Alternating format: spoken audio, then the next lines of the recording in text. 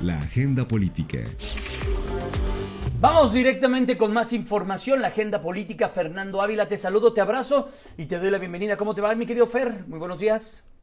Mi queridísimo Jaime, muy buenos días. Con un enorme gusto saludarte a ti y a todos los amigos de la Victoria. ¿Tú cómo has estado? Bien, todo bien aquí, pues atento con lo que está sucediendo con la agenda informativa, particularmente con la política. Mi querido Fernando, ha sido una semana muy intensa con lo que ya decía Arturo Sánchez hace unos minutos, el INAI, lo que viene con las elecciones, lo que sucedió o lo que dejó de no o lo que no transitó en la Cámara de Diputados, que tenía como sentido pues acotar los trabajos o las tareas del Tribunal Electoral del Poder Judicial de la Federación, que ahí nuevamente la sociedad, las redes Sin sociales y todo duda. lo que se hace alrededor, Fernando, pues contuvieron un cambio sin duda que iba a ser muy importante y dicen los expertos en un retroceso también en el entorno democrático, y ahí van todos los partidos, ahí va PAN, PRI, Absolutamente. PRD, Morena, ahí sí se pusieron todos, menos Movimiento Ciudadano.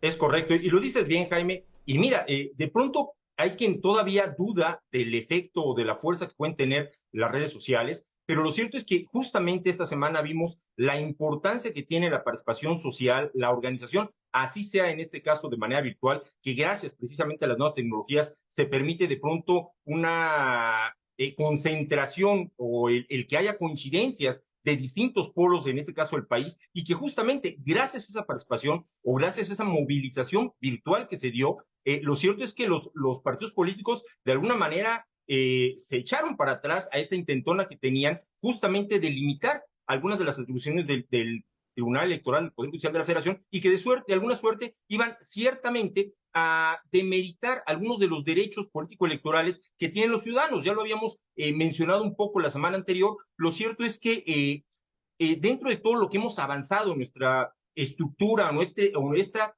realmente superestructura que se ha creado a nivel de los derechos político-electorales de los ciudadanos, lo cierto es que el día de hoy los partidos políticos y particularmente sus dirigencias están mucho más acotados a una decisión democrática interna en función de lo que los propios estatutos, documentos básicos de cada instituto político establece. Y en ese sentido, los militantes, los simpatizantes, los ciudadanos afines a una corriente política, cuando sienten que sus derechos político-electorales partidistas se ven afectados por alguna decisión de las dirigencias, tienen la opción, por supuesto, de acudir al tribunal. Y eso es precisamente elementos que se pretendían, por lo menos en lo que fueron los primeros visos de la propuesta y las discusiones que se daban en las comisiones, parecía que eso era lo que iba justamente a limitarse. Y justamente esta participación o esta reacción ciudadana, por supuesto, en el sentido de no permitir un retroceso en lo que se ha ido avanzando, en poco a poco ir ganando algunos de los derechos electorales,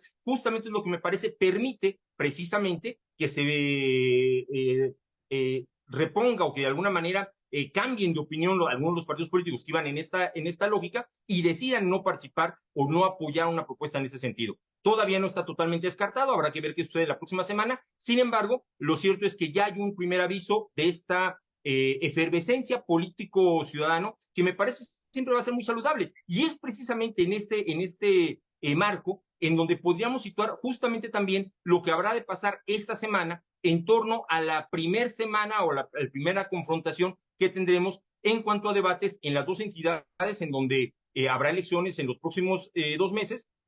El día de hoy, justamente en el caso de Coahuila, y el próximo jueves en el caso del Estado de México.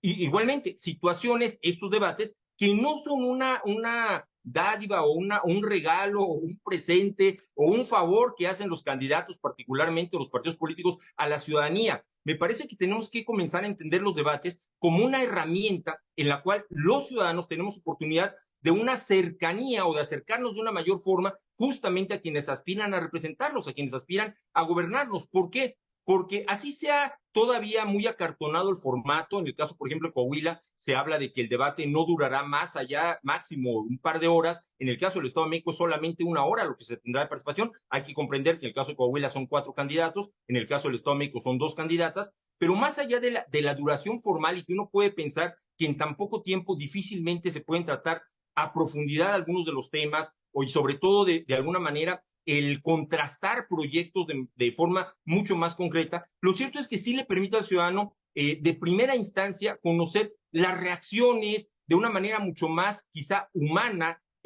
a cada uno de los aspirantes, en el caso de las ambas entidades, a cada uno de quienes están pretendiendo gobernar, por supuesto, y esto de alguna manera va o suma a los perfiles de quienes queremos nos representen, porque no es solamente lo que eventualmente plantea un instituto político o un partido político en torno a su plan de gobierno o a lo que señala de manera general como sus documentos básicos, sino finalmente también quién aspira a encabezar un esfuerzo común, porque entendamos también que ser gobernador, por ejemplo, en este caso, que son los dos puestos que están en juego, ser gobernador no es una función independiente, única, es a través de un equipo con el cual te rodeas, es a través de un equipo a través del cual vas precisamente a hacer realidad los planteamientos que estás proponiendo en campaña. Y en ese sentido, las personalidades, las características particulares de liderazgo, de reacción ante ciertas problemáticas o ante ciertas situaciones, son determinantes justamente como elemento para quien va a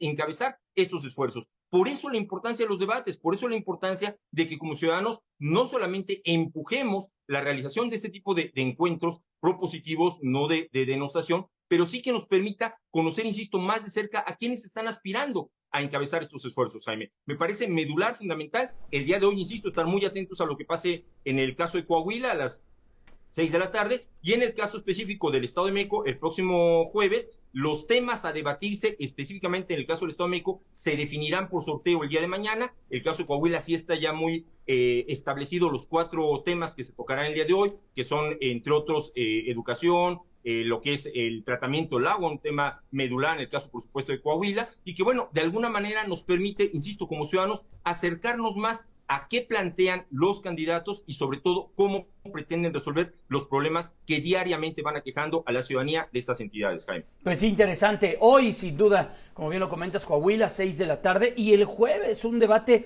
que pues de sí tenía el interés de la ciudadanía, pero se puso más interesante por la posible no llegada de la candidata Delfina Gómez, que ya confirmó su participación en una segunda sesión en el instituto.